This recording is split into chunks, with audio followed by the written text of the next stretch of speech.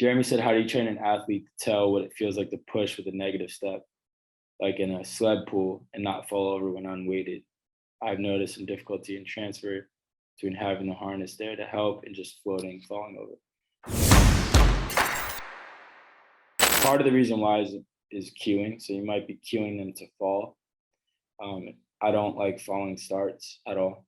I've been very critical of falling starts on Twitter and things like that. I think it puts the body in the wrong position. When you're dealing with acceleration, you're dealing with the body essentially using the hip as a driver. So you're pushing the ground away. The hip is driving your body forward. It's less about the falling motion, the gravitational pull, than originally thought. Like, yes, it has a factor in it, but how can we push our body into that position? That's really the goal.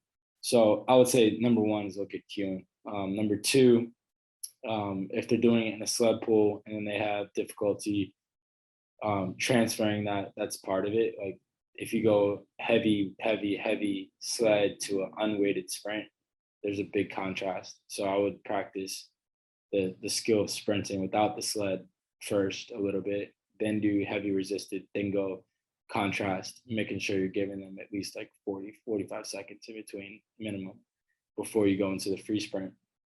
But yeah, I would say the negative step is a result of really hip projection. So how that hip drives the body forward, how aggressive that is. And it's gonna happen pretty naturally after a while. Like if you just think pushing, like you just reduce the amount of cues down to one or two words, like pushing or attack or just run, simplify the process in their brain, they're gonna start to figure it out. And without telling them, I don't say you stay low. And if you watch a lot of our athletes, like you would think like, oh, he's telling them stay low. No, I don't say anything about staying low. I say push, um, drive our shoulders out the gate. So if you start telling them stay low, sometimes that's when they start falling over.